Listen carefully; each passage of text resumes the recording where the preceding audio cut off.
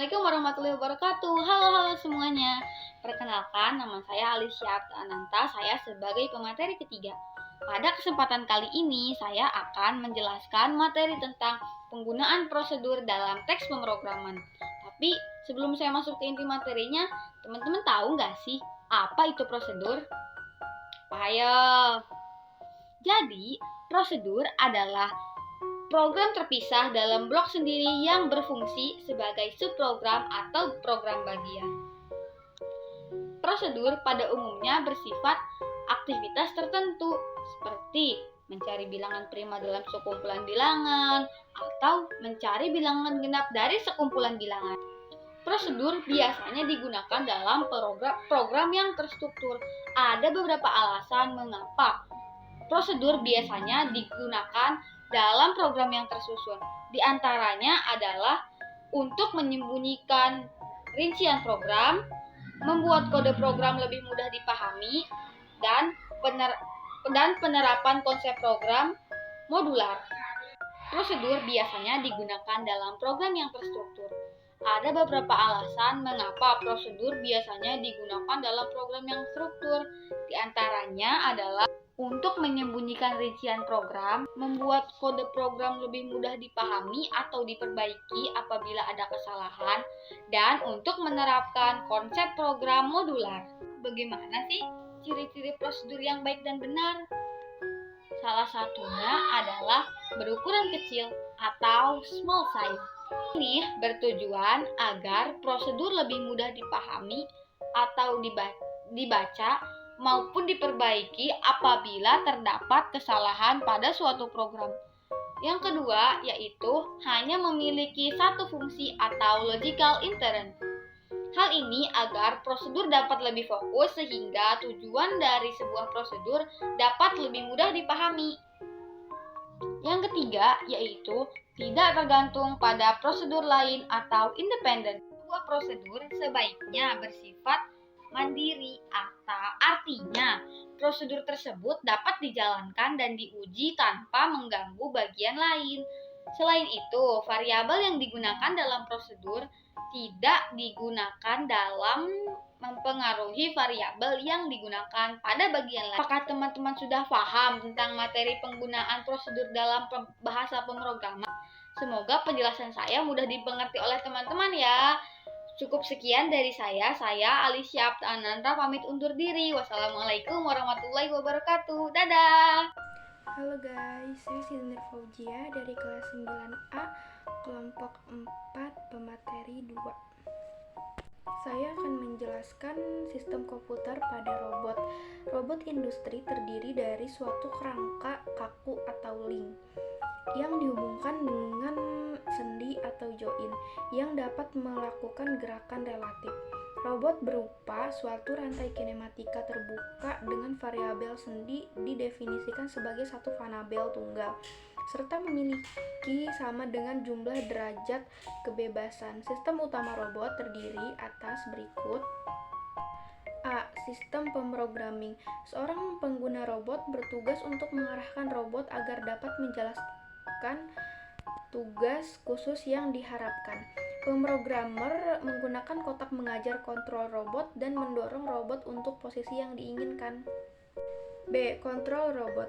Kontrol robot menafsirkan program aplikasi robot dan menggenerasi serangkaian nilai-nilai sendi dengan cara yang tepat untuk kontrol umpan balik. C. Mekanik robot. Mekanisme robot mengubah torsi sendi yang diharapkan oleh drive servo menjadi gerakan yang sesuai. Gerakan robot dapat dipelajari dalam ilmu kinematika, di mana gerak dipandang tanpa memperhatikan penyebabnya. Bahasa pemrograman pada robot berfungsi sebagai antarmuka antara pengguna manusia dan robot industri. Robot dapat melakukan beberapa jenis gerak, antara lain sebagai berikut. 1. PTP atau point to point, yaitu gerakan yang menentukan konfigurasi robot awal dan titik akhir. Gerakan PTP dapat digunakan untuk tugas mengambil dan menempatkan di mana posisi dan orientasi sepanjang jalan tidak penting. Di sisi lain, gerakan ini mudah dan cepat dalam perhitungan. karena tidak ada transformasi kinematika inverse yang perlu dihitung. 2. CP atau jalur berkelanjutan, yaitu gerak yang menentukan seluruh jalan tentang posisi dan orientasi, dan TCP gerakan tersebut lebih sulit dalam perhitungan dan memerlukan waktu eksekusi yang lebih lama daripada gerakan PTP. Cukup sekian dari saya, mohon maaf kurang lebihnya, terima kasih. Warahmatullahi wabarakatuh. Perkenalkan, nama saya Repan dari kelas 9A kelompok 4 materi 5. Saya ingin menjelaskan perangkat lunak simulasi robotik. Pembuatan robot dalam dilakukan dengan secara membuat teliti terlebih dahulu. Simulasi dilakukan dengan membuat robot virtual. Robot virtual merupakan robot yang tidak nyata, tidak dapat dipegang tapi tampak pada layar komputer meskipun tidak nyata.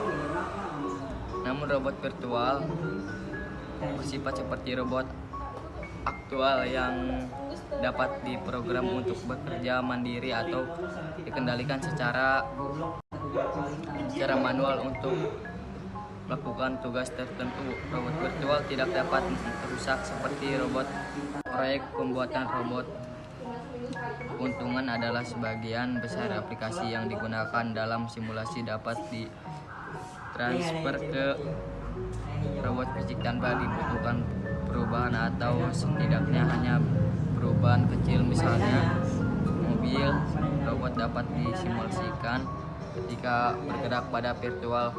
Robot aktual, robot yang nyata. Robot virtual bersifat seperti itu terus sampai filenya dihapus. Robot virtual mudah dipindahkan, disimpan dan dimodifikasi. Mode virtual lengkap dengan simulasi komponen dan program pendidik dengan banyak rintangan dari medan dengan tujuan menganalisis respon dari sensor dan function.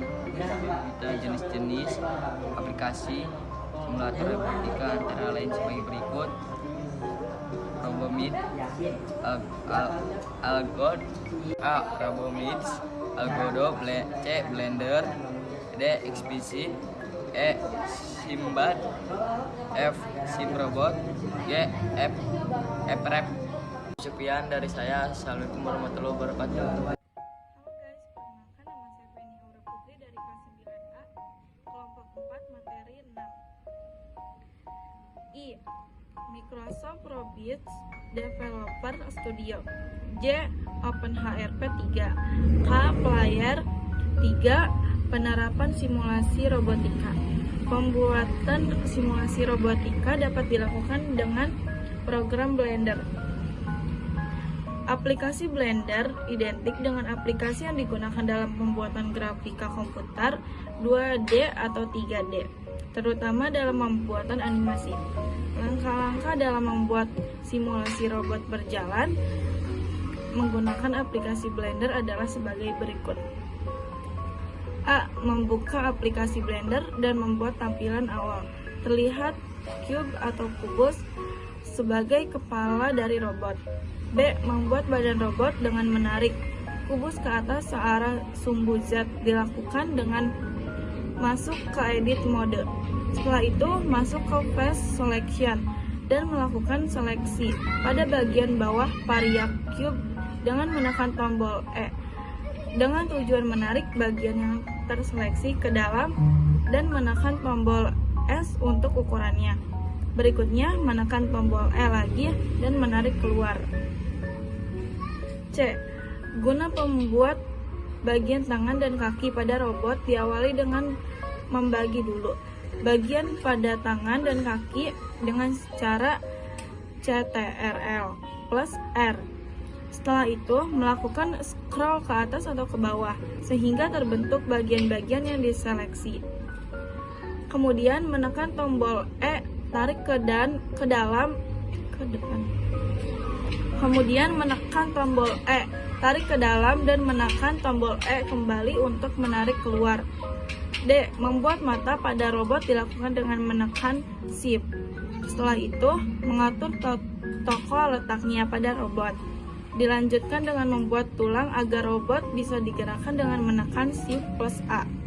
Lalu, klik klik amatur dan pilih single bond. Setelah itu, melakukan duplikat bond dan mengatur letaknya di dalam objek dan disesuaikan dengan bentuk objek. Supaya bond terlihat dengan sempurna, centang pada bagian X-ray pada objek data. Menggabungkan tulang-tulang dengan menggunakan seleksi objek. Dilanjutkan dengan menekan Shift plus E. Setelah itu, melakukan seleksi tulang dengan menekan tombol Ctrl plus P dan pilih armatur deform. Setelah objek dan tulang bergabung, proses selanjutnya adalah menggerakkan tangan objek yang dengan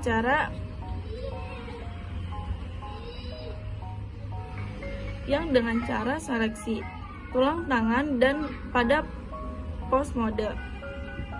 Menekan tombol Ctrl plus P dan pilih armatur deform. Setelah itu menekan tombol R dan menggerakkan tangan. F. Mewarnai objek diawali dengan melakukan seleksi objek menjadi face. Kemudian pilih material, new material dan pilih warna hijau. G. Membuat objek bergerak atau berjalan dengan mengatur frame di deposit kemudian dijalankan. Cukup sekian dari saya. Assalamualaikum warahmatullahi wabarakatuh.